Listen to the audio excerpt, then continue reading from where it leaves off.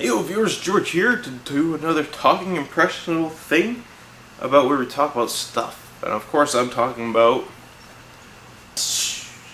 Final Fantasy XIV Online, Realm of the Reborn, whatever other subtitles it gives itself.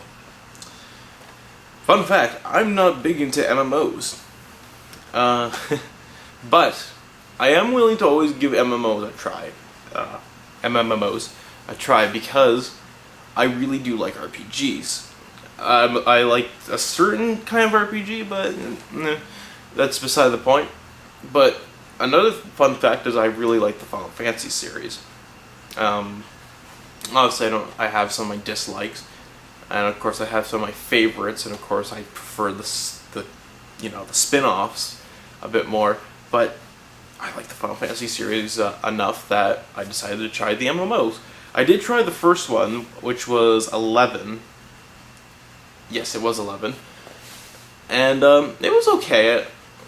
It was alright. It had some problems. It was a little big. Like, the landscapes and everything, like, they're huge. There was, like, so much space around you. And especially when you start early on and everyone's already way ahead of you, it's just like, there's no one there. So it's really boring. But Final Fantasy XIV fixes a lot of that, and I'm really glad I decided to try, because I really am enjoying 14 a lot more than I thought I would, especially after my bit of experience with 11. So, Final Fantasy XIV. What do we expect from this? Well, it's an MMO.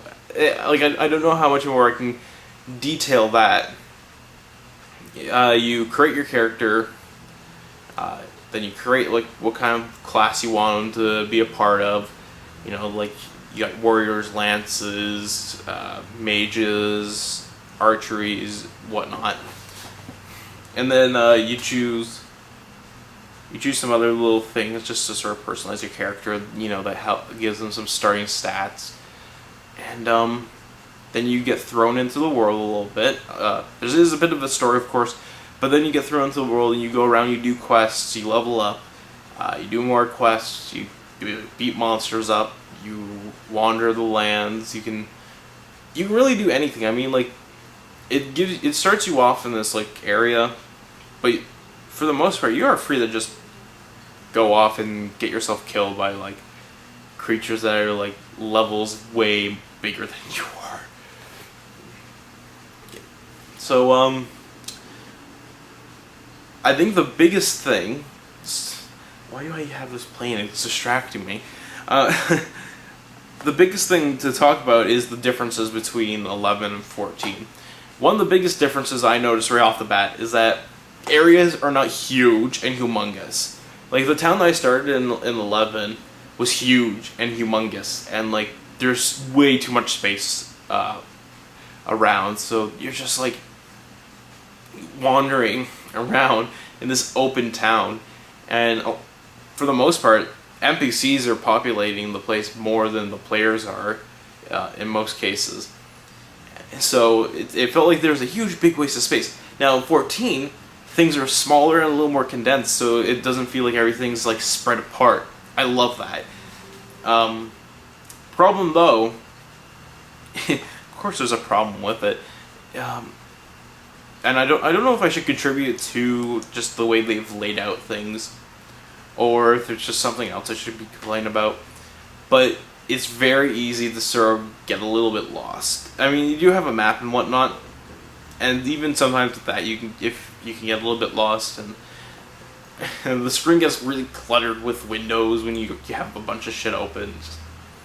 But at the heart of it, fucking fun as hell. I'm really enjoying it a lot more than I did 11, that's for sure, and a lot more than I am enjoying Defiance. That's even more for sure. But I think one of the downsides, and especially nowadays with MMOs becoming like free to play, or like something where you just buy it and then you don't have to pay like a monthly fee, Square Enix apparently doesn't get the message, and you still have to do like the monthly fee for it. And that's something you have to set up as well, which takes a little bit of time.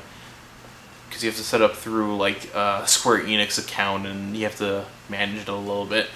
But even with that, they give you a few more bonuses, and once again, it is better than 11 because you get two different options where you can have a standard one, which gives you a bunch of characters you can create, or you can just have like the entry one, as they call it, where it gives you like 8 characters you can create. So like you get a bit of choice. Like if you're gonna like create that many goddamn characters, you might as well go with the standard or something like that. Compared to, of course, an 11, where you have to pay like $1 per character. So if you create a character, that's $1 added onto the monthly fee. Where in this one, I went with just the entry one because I'm probably not going to exceed 8 characters. I'm probably just going to focus on one character, if anything. And that's at the same price as it would have been if I just got one character from 11. So that works out really nicely. I really like that. At least Square Enix is making things a little bit better in a sense. So like for $1 you get to get 8 characters. And that just gets added onto your monthly fee. So it ends up being like $11 or $12 a month. But of course your first 30 days are free. That's like a standard thing, of course. Other things to talk about. See, this is why I don't play MMOs a lot, because I don't know what should be talked about and what's obvious stuff. Combat works really nicely. I'm playing this on the PlayStation 3, by the way, so I don't know how it is on the PC, but on the PlayStation 3, it's definitely works really nicely, because it's all controller based. I like that. Once again, compared to Final Fantasy XI, which I was playing on the Xbox, I needed the keyboard for a few things, especially trying to log in. The keyboard was so much more helpful, whereas this one you can just play the entire game with the controller, which is fantastic.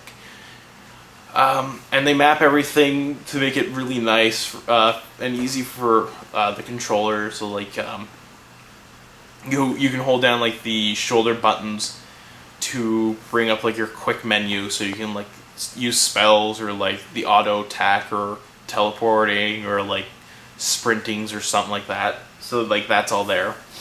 And then you have like your quick button for your map to come up. You have quick buttons for jumping. Well, that's a stupid thing to say. You can jump in this one. That's actually a big positive too. Overall though, if you're like, man, I want to play a Final Fantasy MMO, which one should I grab? Should I grab the one that, you know, has been out for a while, has all their stuff out? You can get like a Super Ultimate Collector's Edition, or should I go with this new one that's coming out and you know, it's new, there's stuff that can be made for it, and everyone's playing it now? Totally go with Final Fantasy XIV, which is the new one, of course.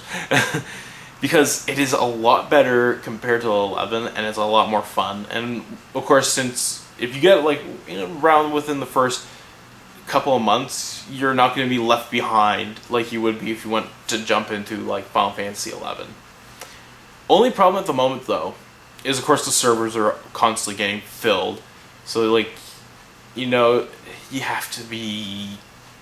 It's weird. It's like when any MMO, you know, you'll get servers that are always full.